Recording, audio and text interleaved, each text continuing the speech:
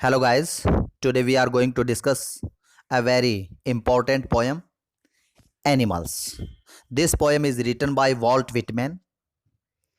इस पोयम में Walt Whitman ने मैन को कंपेयर किया है किसके साथ? एनिमल्स के साथ, जानवरों के साथ।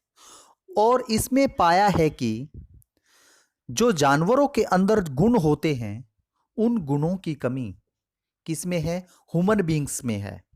यानी ह्यूमन बींग्स से ज्यादा गुण किसमें हैं? एनिमल्स के अंदर हैं। इस पोयम में एक सैटायर किया गया है, व्यंग किया गया है किसके ऊपर? ऑन ह्यूमन्स नेचर, ह्यूमन की प्रकृति पर व्यंग कसा गया है कि व्यक्ति यानी ह्यूमन बींग्स के अंदर वो गुण नहीं मिलते जो कि एनिमल्स के अंदर मिलते हैं। देखिए, अब हम इस पोयम को लाइन टू लाइन एक्सप्लेन करेंगे, आपने अच्छे से इसको समझना है। देखिए, I think I could turn and live with animals. Poet कहता है, वॉल्ट विटमैन कहते हैं कि मैं सोचता हूं, आई थिंक मैं सोचता हूं, आई कुड टर्न कि मैं, टर्न होता है मुड़ जाना, कि मैं मुड़ सकूं, and live with animals, live mean रहना, और किसके साथ रह सकूं? एनिमल्स के साथ रह सकूं। They are so placid, placid होता है काम, शांत। जो एनिमल्स होते हैं, देखिए दे किसके लिए यूज हुआ है? एनिमल्स के लिए, जानवरों के लिए। दे आर शो प्लेसिड, वे बहुत ही काम है, वे बड़े शांत हैं। And self contained, self contained का मतलब क्या होता है? सेल्फ कॉन्फिडेंस होता है, आत्मविश्वासी होते हैं। इसके विपरीत ह्यूमन बींग्स का नेचर ऐसा होता है कि वो काम नहीं होते और ना ही सेल्फ कॉन्फिडेंट होते। इसके विपरीत जो एनिमल्स हैं वो सेल्फ कंटेन्ड होते हैं और प्लेसिड होते हैं। आई स्टैंड, पोएट कहता कि आई, मैं, स्टैंड खड़ा होता हूं, and look at them, look at का होता है किसी की तरफ देखना, और मैं जानवरों की तरफ देखता रहता हूं लॉन्ग एंड लॉन्ग, लंबे समय तक। Next stanza, they don't sweat, they वे यानी कौन? जानवर। स्वीट क्या होता है? परस्पायर या पसीना बहाना, वे पसीना नहीं बहाते। एंड वाइन, वाइन क्या होता है? कंप्लेन करना, शिकायत करना, और ना ही वे शिकायत करते अबाउट देयर कंडीशन, किसके बारे में?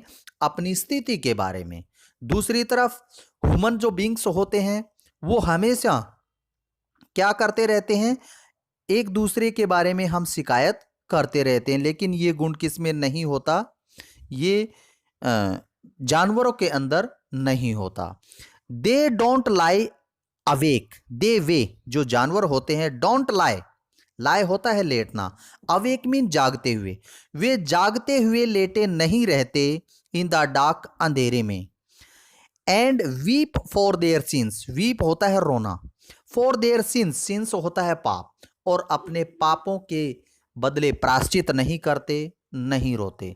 देखिए दूसरी तरफ यदि ह्यूमन बींग्स की तरफ देखें, आदमी जो भी कर्म करता है, कार्य करता है, यदि बुरा कार्य करता है तो रात को वो चिंता में जागते हुए पड़ा रहता है, उसको नींद नहीं आती।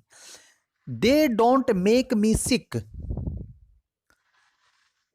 Discussing their duty to God, they वे जानवर, डोंट मी सिक, सिक क्या होता है? परेशान करना, वे मेरे को परेशान नहीं करते। Discussing their duty to God, किसके बारे में डिस्कस करते हुए? उनकी ड्यूटी, ड्यूटी मीन कर्तव्य, जो भगवान के प्रति उनका कर्तव्य है उसके बारे में वो डिस्कस करके मेरे को परेशान नहीं करते। Next stanza, not one is dissatisfied, not one, कोई भी ऐसा नहीं है, कौन? जानवर, जो कि क्या हो? डिससेटिस्फाइड क्या होता है? असंतुष्ट। दूसरी तरफ जो ह्यूमन बींग्स होते हैं वो असंतुष्ट होते हैं, वो अपनी कंडीशन से संतुष्ट नहीं होते किसी भी परिस्थिति में। Not one is demented, demat क्या होता है? मैड पागल, और कोई भी जानवर पागल नहीं होता। किस लिए? With the mania of ऑनिंग things. ऑनिंग होता है अपने पोजेशन में लेना, चीज़ों को अपनाने में, चीज़ों को ज़्यादा से ज़्यादा पाने की हौड़ में वो पागल हो जाते हैं। ऐसा पागलपन एनिमल्स के अंदर नहीं होता। Not one kneels to another. देखिए बहुत ही अच्छी बात यहां पर बताई गई है वॉल्ट विटमैन के द्वारा।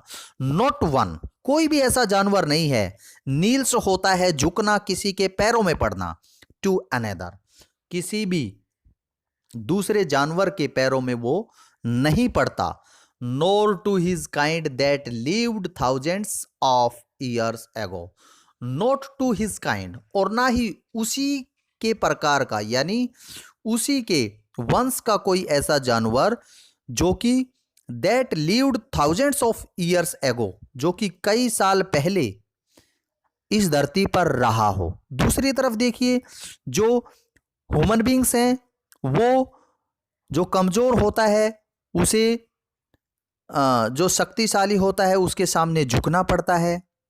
और ह्यूमन बींग्स अपने पूर्वजों के प्रति आदर सत्कार के लिए उनको उनके सामने झुकता है।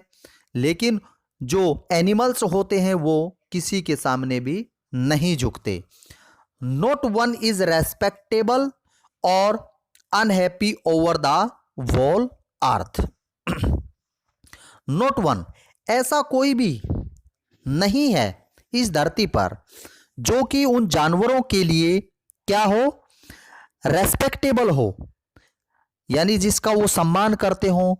और अनहैप्पी, अनहैप्पी होता है दुखी, ओवर द वोल अर्थ, और ना ही कोई भी जानवर इस धरती पर दुखी है। नेक्स्ट स्टेंजे की तरफ हम चलते हैं। शो, इसलिए they show their relation to me. देखिए बहुत ही अच्छी लाइन यहां पर बताई गई है। दे, वे जानवर, शो दिखाते हैं क्या, देयर रिलेशंस, अपने संबंध, टू मी, मेरे प्रति, and I accept them. Accept होता है स्वीकार करना, और मैं उनको स्वीकार कर लेता हूं। They bring me tokens of myself. They, वे जो जानवर हैं, ब्रिंग मी टोकन्स, टोकन्स होता है साइन, चिन्ह। वे मेरे पास मेरे चिन्ह लेकर आते हैं। They evince, evince them plainly in their possession.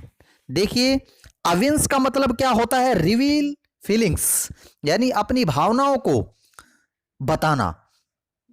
They evince them plainly in their possession, possession होता है अधिकार, और वो अपनी फीलिंग्स को बताते हैं। आई वंडर, मैं हैरान होता हूं।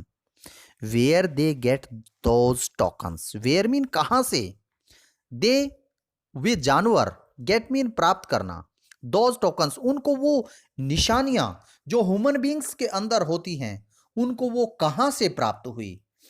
डिड आई पास, क्या आई पास कि मैं गुजरा, दैट वे ह्यूज टाइम एगो, उस रास्ते से काफी समय पहले मैं गुजरा हूंगा। And negligently drop them, negligently क्या होता है, लापरवाही से, और लापरवाही से ड्रॉप होता है गिराना, देम मीन उनको।